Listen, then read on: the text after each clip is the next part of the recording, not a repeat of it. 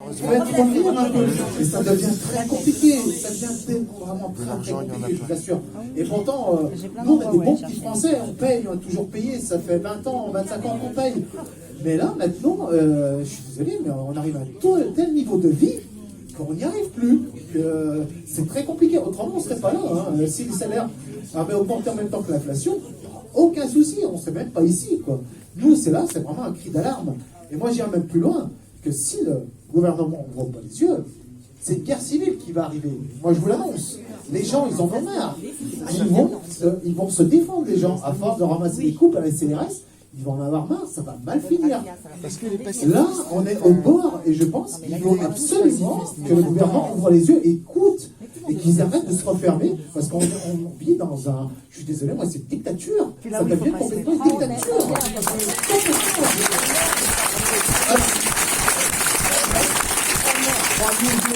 On va faire des moyens. Si vous faites une réforme sur les salaires, vous augmentez 300, 400 euros le SMIC, imaginons. Mais il n'y a pas que le SMIC, il n'y a pas que les gens qui sont au SMIC. Donc les autres aussi, il faut qu'ils soient augmentés. Mais si on ne pourra plus payer, c'est ça le truc. Le truc, c'est qu'on ne peut plus payer. La classe moyenne. Et les classes moyennes, voilà, c'est quand même très compliqué.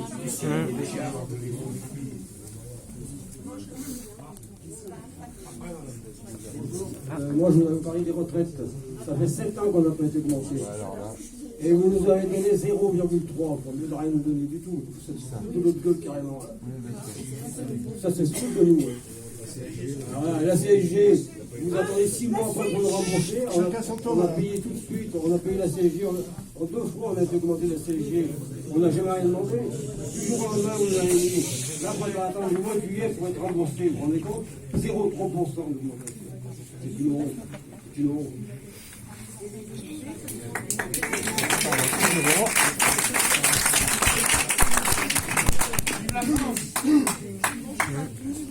Si j'enchaîne sur les retraites. Monsieur, j'ai travaillé depuis l'âge de 17 ans. J'ai 44 années de travail, 195 km. Je touche 640 euros de retraite. La CSG de 20 euros. Donc je suis descendue à... Attends. Si, on prend rendez-vous, je vous non, dites pas c'est pas vrai. Dites pas c'est pas vrai. Là-dessus, vous nous annoncez gentiment que le minimum légal c'est à 900 euros. C'est faux. Pourquoi des gens qui n'ont... Ce n'est pas de la jalousie. Je ne suis pas jalouse, il faut que tout le monde vive. Mais pourquoi des gens qui n'ont jamais cotisé, jamais travaillé, touchent autant? Pourquoi il y a des retraites en dessous de ce seuil? Pourquoi, dites-moi? Répondez, s'il vous plaît. Parce que, non mais là, ce que vous me dites par rapport à votre pension, par rapport à votre pension sécurité sociale, elle est 620 euros. Par rapport à votre pension actuelle, c'est pas une cotisation à temps plein que vous avez faite. Ah, si, j'ai travaillé. Vous savez pourquoi? Je vais vous dire pourquoi. C'est mon épouse. Vous savez pourquoi? C'est parce que nous, on est obligé de travailler. Je suis assistante maternelle avec elle. Donc on travaille tous les deux encore. Vous savez, on a des dégrèvements sur nos payes, mais elle est considérée comme travailleuse, donc c'est 140 euros, on les a amputés de 20 euros. Ah, d'accord. Oui, mais ce que vous oubliez de dire, il faut bien savoir, parce que... Oui, la présentation qui vient de oui, mais je vous en fais une autre présentation. Est-ce que vous savez qu'à la retraite, on touche sa retraite, d'accord? Est-ce que vous savez que vous cotisez pour la retraite de sécurité sociale, pour la complémentaire, à fond perdu? À fond perdu. Vous savez, à fond perdu. Oui. Est-ce que vous trouvez ça normal, vous, quand on voit la retraite des députés? Ouais. Et des hauts fonctionnaires, parce qu'il n'y a pas que les élus. C'est particulièrement intéressant ce que vous dites parce que c'est particulièrement intéressant ce que vous dites parce que malheureusement, et ça je trouve ça un peu dommage dans ce qu'on entend aujourd'hui, c'est qu'il y a beaucoup de désinformation. Tout simplement parce qu'en juillet 2017... Que disiez pas d'où, passer un moment? Alors, voilà, non, parce que j'ai entendu parler jusqu'alors de gens qui me disent jusqu'alors on comprenait ou on supportait, maintenant on ne supporte plus. Alors, moi j'ai jamais entendu personne critiquer les 1500 euros de retraite par mandat à partir de 60 ans qu'avaient les députés qui me précédaient. Jamais. Jamais. J'ai jamais entendu personne me dire... Vous étiez sûr parce qu'il y a déjà un moment, on a déjà... En tout cas, il n'y a pas grand monde qui manifestait. Juste, je termine. Par contre, j'ai entendu personne me dire que quand en juillet 2017, nous avons voté, nous la majorité, un alignement de nos retraites sur le régime général. Personne nous a dit c'est bien. Et pourtant, c'est la réalité. Et pourtant, attendez, on est en train de me dire que je touche une retraite énorme. Non, je suis en train de vous dire que je suis... Alors on fait plus rien. On prend une mesure. Pour les petits. On prend Pour les petits. Arrêtez de penser à vous. Mais quelle est votre retraite, monsieur? Je pense pas à moi. Combien vous gagnez, monsieur? Là, moi, je ne gagne pas de retraite, j'ai pas de Vous retraite. n'avez pas de retraite? Ah, mais en salaire. Mais en salaire. Alors, Est-ce que vous trouvez normal, dans un pays que des retraités payent 8% de CSG et que Total ne paye pas d'impôts? Est-ce que c'est normal? Est-ce que c'est normal? Non, mais non, ça fait partie de la retraite. Chaque question. Vous savez, j'ai perdu 10% en 10 ans sur ma retraite. Chaque question, Alors là, il faut faire voir les feuilles quand vous voulez. La retraite, puisqu'on me posait la question, c'est 600 € par mois sur un mandat. Voilà. Ce que je gagne, c'est 5 300 € net par mois. Ah. C'est là le courage. Le courage.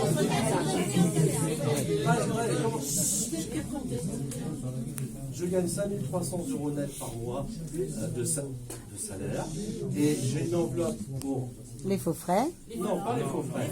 Pour faire fonctionner ma permanence avec une location de permanence, etc., un téléphone, etc., de 5 000 € par mois, ce qui jusqu'alors, non justement, si jusqu'alors, ben non, je ne mets pas dans ma poche, quand je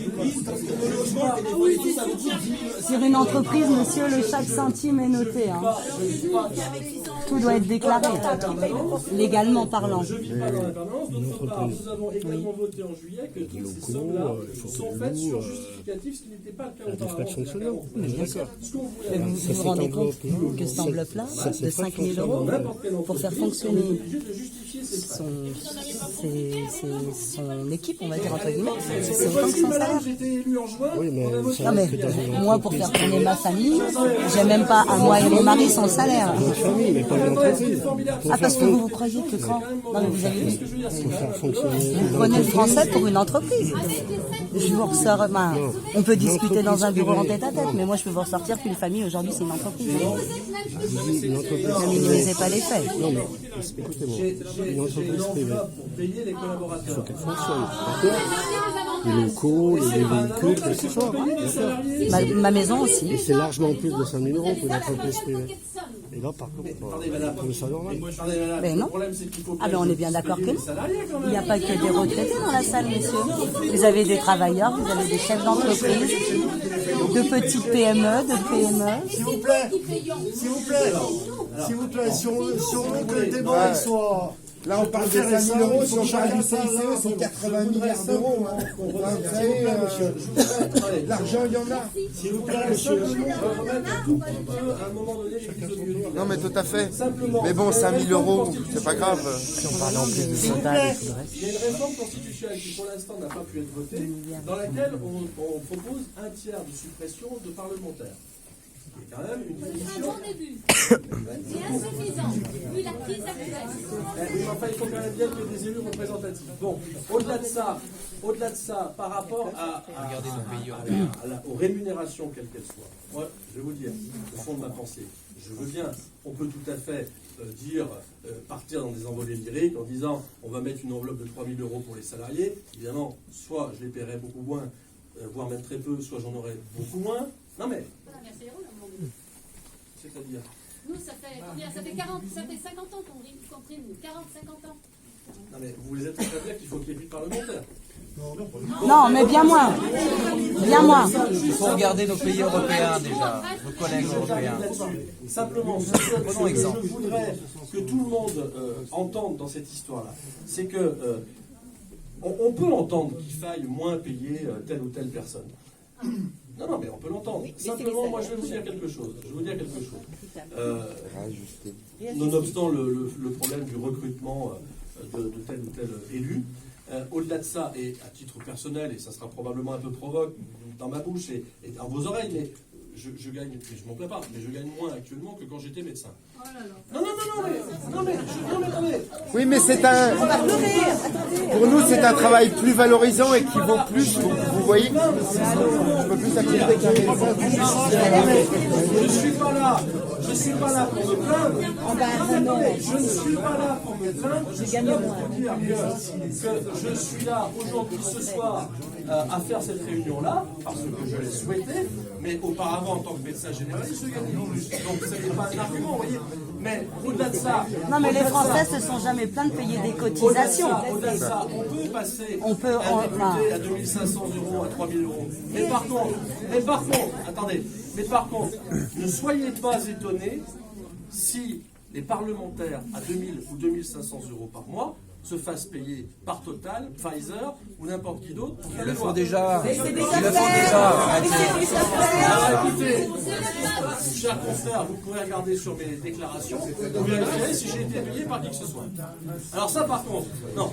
Eh ben, il y a des lois pour ça. Hein. Le lobby, Et ça après, existe. Le lobby, ça existe bien, depuis longtemps. Ça, je ne peux pas le tolérer. Vous pourrez regarder, vous le savez très bien, on a tous des déclarations officielles. Vous, moi, sur le site du ministère de la Santé, vous pourrez regarder, il y a 140 € qui ont été déclarés depuis 5 ans, me concernant. Alors si vous considérez que c'est du lobbying et du soudoiement, monsieur le docteur... Ça va reconnaître un petit peu les choses. En fait, moi, il y a quelque chose qui ne me choque pas vraiment. Quand vous parlez de votre salaire, honnêtement, ça ne me choque pas. Parce que, on entend, hein. Moi non plus, c'est pas très grave, je m'en fous. C'est pas le fait que vous touchez 5 000 € par mois qui, moi, personnellement, me choque. Parce qu'à partir du moment où vous êtes représentant du peuple, vous avez des missions, vous avez de permanence, vous avez certainement une vocation. Ça, moi, personnellement, c'est pas ce qui me choque. Peut-être que ça en choquera dans ce stade, mais moi, c'est pas ce qui me choque. C'est pas ça. Ce qui me choque aujourd'hui, c'est que moi, aujourd'hui, je suis au chômage. C'est-à-dire que j'ai travaillé pendant X années dans une boîte, je suis au chômage, et aujourd'hui, j'ai droit à 50% de mon salaire pendant 1 an. Et puis après, en gros, j'ai plus rien. Et avec une nouvelle mesure, si je ne réponds pas, et ne correspond pas, on m'enlève un mois de salaire. La dernière offre que j'ai eue du Pôle emploi, et j'étais obligé d'y répondre. Hein. Il fallait que je parle anglais couramment et le chinois mandarin. Alors désolé, je ne suis pas allé à l'école suffisamment longtemps, mais je suis obligé d'y répondre. Sinon, je vais perdre un mois de salaire. C'est la première chose. Et en ce qui concerne les salaires, encore une fois, c'est pas votre salaire qui me dérange. 100 000 € pour ce que vous faites. Au pire, voilà, comme vous dites, vous êtes maintenant contre les 5, pourquoi pas. Par contre, moi, quand je suis au chômage, quand j'arrête de travailler, je n'ai plus de droits. Aujourd'hui, on est en train de payer des retraites à des présidents qui sont plus en fonction depuis 20, 30 ans, 35 ans. Ils ont encore des chauffeurs, ils ont encore plein de choses. Toutes les retraites qu'ils ont. Ça, président, contre, ministre, les avantages. Je pense que ça choque tout le monde. Ça.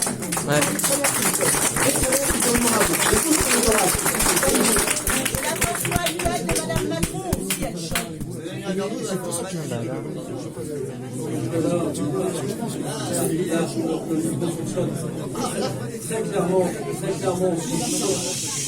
Très clairement sur ce point-là, on est d'accord. Je ne peux pas vous dire mieux. C'est-à-dire que je pense que d'abord la rente entre guillemets qu'un président de la République reçoit à l'issue de son mandat n'est pas normale.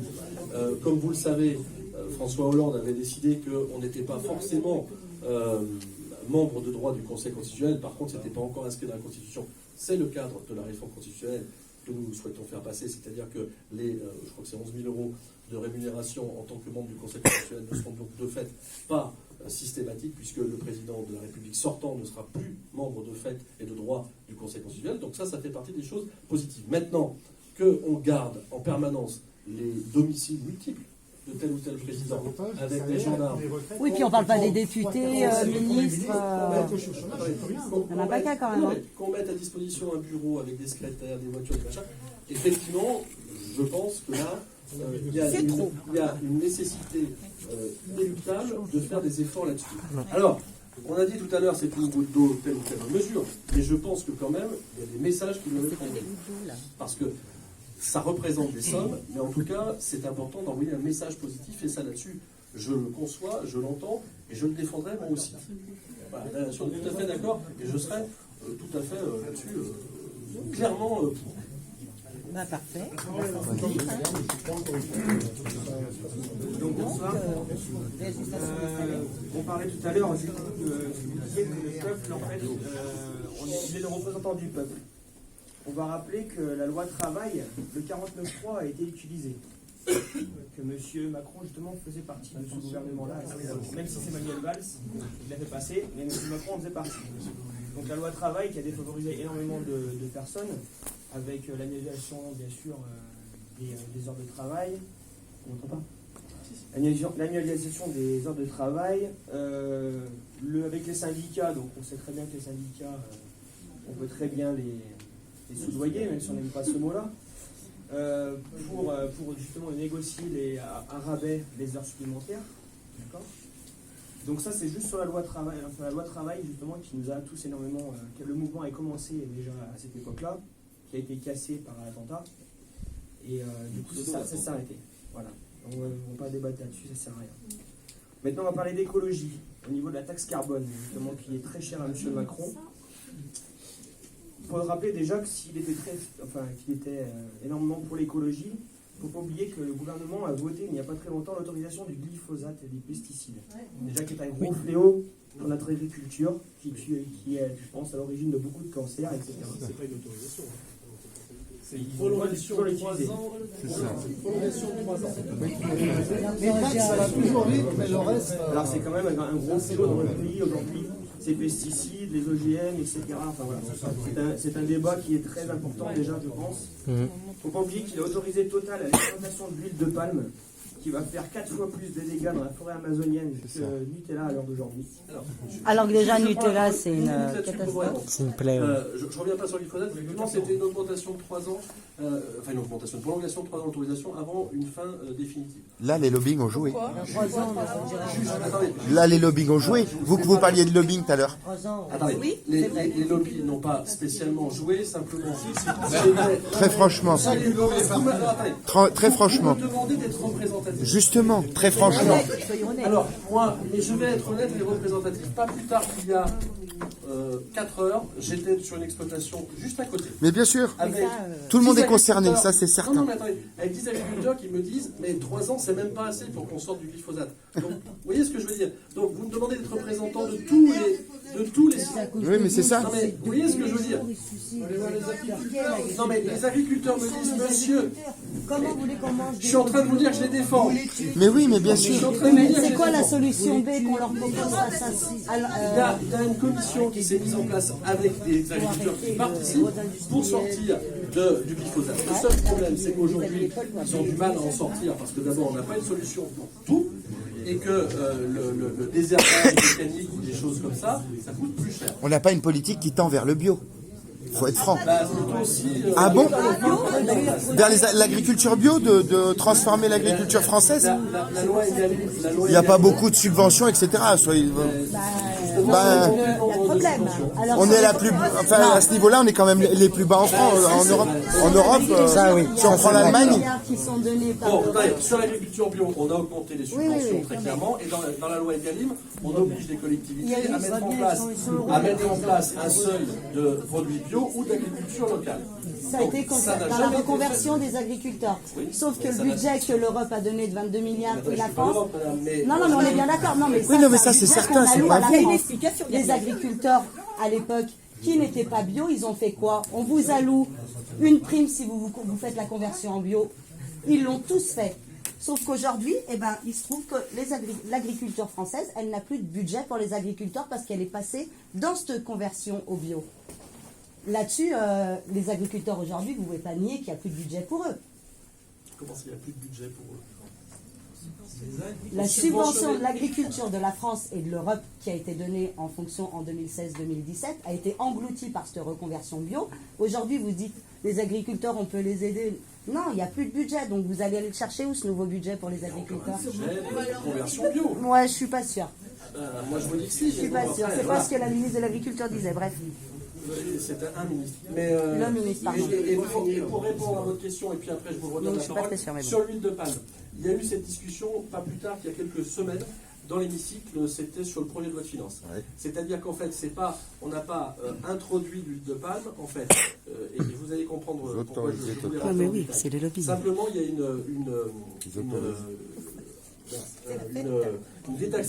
facilité de taxe, C'est ça. une diminution des taxes sur l'importation d'huile de palme pour le rentrer dans le biocarburant. Tout à fait. Et, Voilà. Et qu'est-ce qui va en sortir?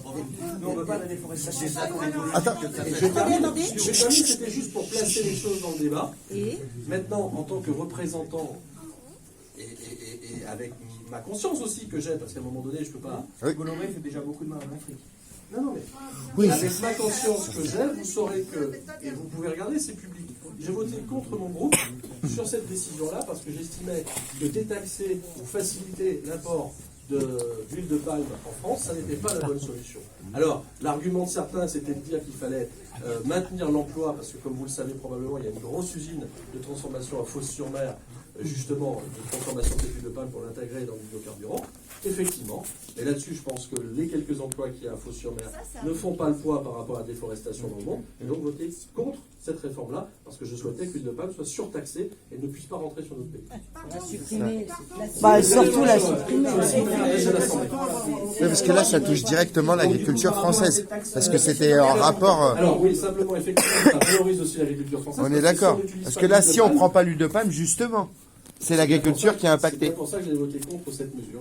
Oui, on est d'accord, mais elle est quand même passée. On est 577. Oui, mais enfin voilà. Alors là, est-ce que très franchement, avec le sujet, en disant que c'est pour nos agriculteurs, est-ce que le lobbying n'a pas fonctionné? Parce que justement. Ça veut dire simplement que à 4h du matin lors du vote j'y étais et que j'ai voté contre. Et votre point de vue n'a pas porté sur vos collègues. À 4h du matin, ils étaient 5. Non, on n'était pas 5, mais... Non, mais peu importe, mais très franchement, parce que c'est un point de vue concret que ça impactait l'agriculture française, etc. Les députés, nous, on se bat pour nos convictions. Donc là, oui, justement, oui, mais justement, là, vous êtes obligé d'admettre que les lobbying ont fait leur travail. Parce que, normalement, ça représentait tous les agriculteurs français. On parlait de colza, on parlait de tournesol. Tout ce qui, normalement, ne sert pas, parce que c'est les bases de tourteau qu'on va mettre à la place de l'huile de palme. Bon, bref. Mais au bout du compte, on est d'accord. Donc... On est en train de discuter alors qu'on est du même avis. Mais justement, donc les lobbying, là, vous vous rendez compte que quand même à l'Assemblée nationale... Puissant, ça montre qu'il est impuissant. Mais bien sûr. Je ne vais pas justifier du vote de mes collègues. Ah bah oui. Non, c'est que vous avez été impuissant face à ça, comme nous on est impuissant face au gouvernement en fait. C'est pas le problème d'être impuissant, c'est le problème Ah bah là, si. Un référendum, on avait c'est qu'il n'a pas l'avis de la majorité. On parlait de la taxe carbone, justement. C'est que là, En fait, c'est encore un exemple que le peuple doit encore toucher son portefeuille pour pouvoir subvenir aux besoins, d'un besoin écologique pour nous, on va dire, pour nous prendre conscience à des choses. Mais je veux dire, il n'y a pas que nous qui devons prendre conscience de certaines choses. Le transport maritime, le transport routier, le transport aérien, toutes ces choses-là déjà ne sont pas taxées, il n'y a pas eu d'augmentation, alors que l'argent il est là dans les multinationales, mais M. Macron, ces multinationales sont très chères